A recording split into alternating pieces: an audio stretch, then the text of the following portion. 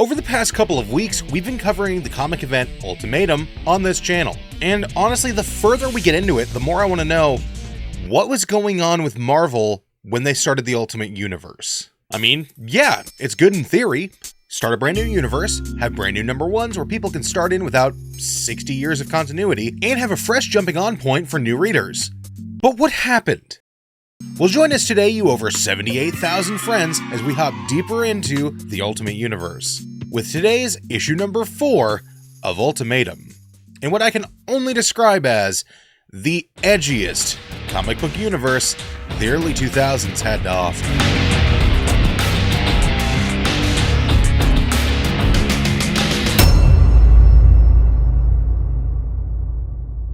You know, before we even hop into this issue, I really just want to point out a fact that we haven't seen Spider-Man in a while. I don't think he showed up at all in issue number 3. And he is probably my favorite Marvel character. So, let's see if he shows up in this comic. Oh, hey, would you look at that? He's on page number 1. Oh, no. Our issue number 4 starts with Hulk doing typical Hulk things. Smashing his way through Doctor Strange's Sanctum Sanctorum, unleashing God knows what, as we finally see our boy Peter Parker. Oh God, no. Peter's tattered mask is all that remains of him, in the ruins of the Sanctum Sanctorum, where Kitty Pryde finds all that's left of him.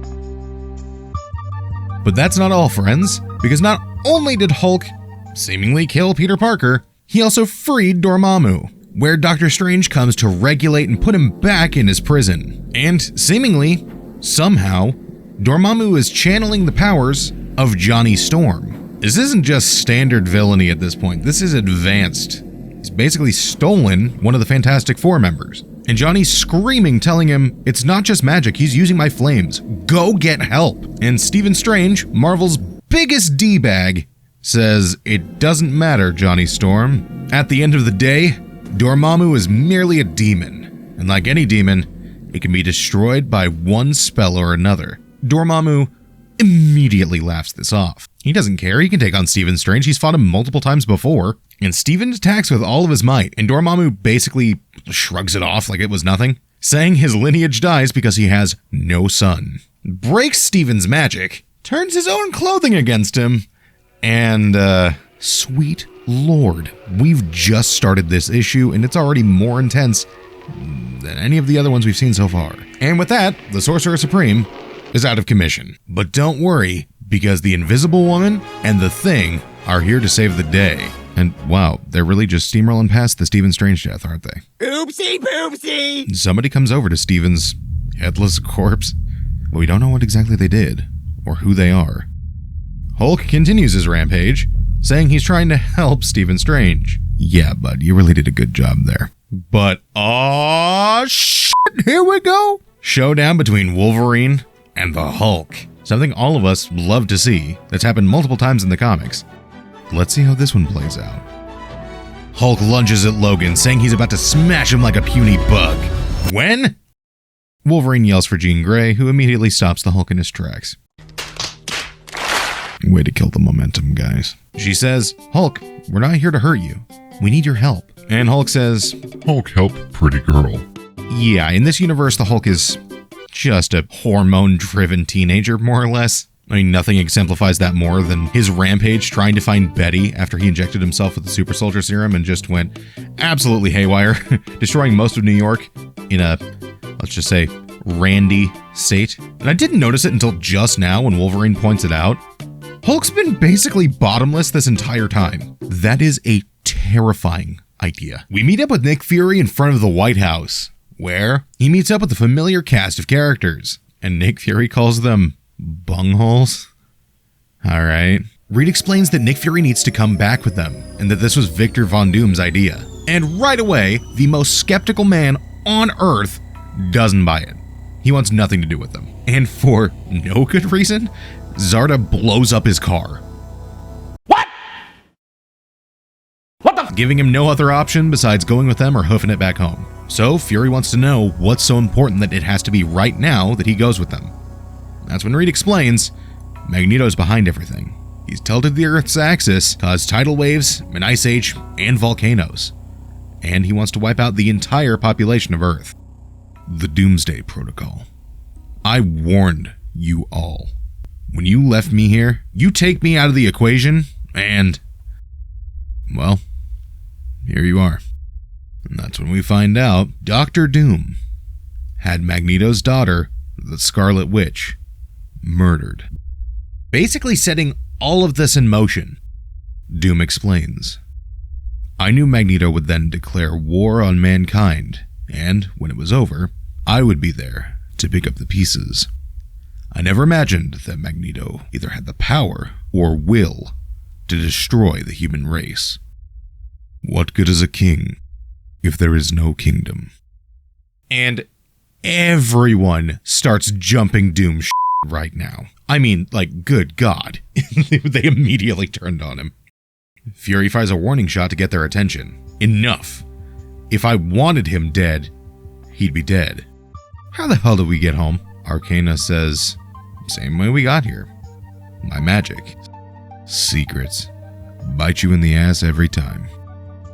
Back at Aunt May's house, we see that mask of Spider-Man's once more. As Kitty Pryde explains to Logan what happened, there was a flash of light, and then he was gone. Wolverine asks, what do you mean, gone?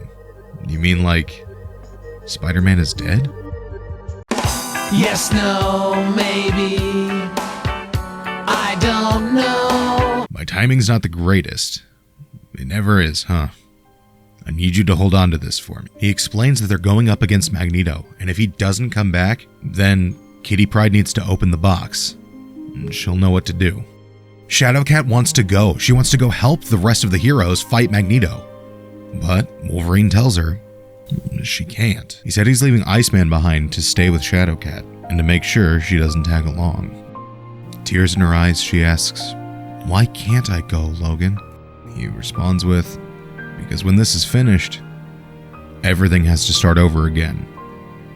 They're gonna need some good people to be there. And you, Kitty, you're one of the best. Back at Magneto's floating Citadel, he looks over what has now become of the Earth. And in that moment, Angel strikes. But Magneto was prepared for this. Sabretooth attacks, grabbing his wings, ripping them out with his teeth, and finally breaking his neck, ending Angel. But Angel didn't come alone, as Hawkeye sends a bolt straight through Sabretooth's eye. And in that moment, Magneto decides that he's gonna get the hell out of here. So he makes a break for him, but that's when Valkyrie arrives. And she wants Thor's hammer back. Magneto winds up for a swing, and gets his arm chopped clean off in one strike. This genuinely caught him off guard, but the Master of Magnetism uses her own sword against her and slashes her neck. And just then, Captain America busts through a window right onto the scene, clocking Magneto in the back of the dome, and just starts wailing on him. But Magneto starts to bring down the house and tries to fly away to safety. But there are even more heroes ready to fight. He stands in front of Storm, Wolverine, Cyclops, Jean Grey, Hawkeye, and Iron Man, feet planted into the ground, ready to make his final stand. As he says, And God said unto Noah, the end of all flesh is come before me, for the earth is filled with violence through them. And behold, I will destroy them with the earth. so, holy crap, this is being set up for a really good finale. We've had a lot more death and destruction in this issue than we have in the previous. I know that I said that before, but I mean, we've lost some pretty significant heroes. In a brutal fashion, we lost Doctor Strange, Angel, and even Spider-Man. Or did we? This penultimate issue really sets the stakes for the finale, and I'm excited to see how this ends. Thank you so much for watching. If you enjoyed the video, go ahead and leave a like now, as it really does help, and consider subscribing for future uploads. If you'd like to further support the channel, consider becoming a member. New videos are uploaded every Saturday, so tune in. And if you'd like to see more messed up things that happen in comic books, I have a series for that as well, called Messed Up Moments in Comics. Thank you so much for watching. I hope you enjoyed, and as always, have a great day, and I'll catch you in the next one.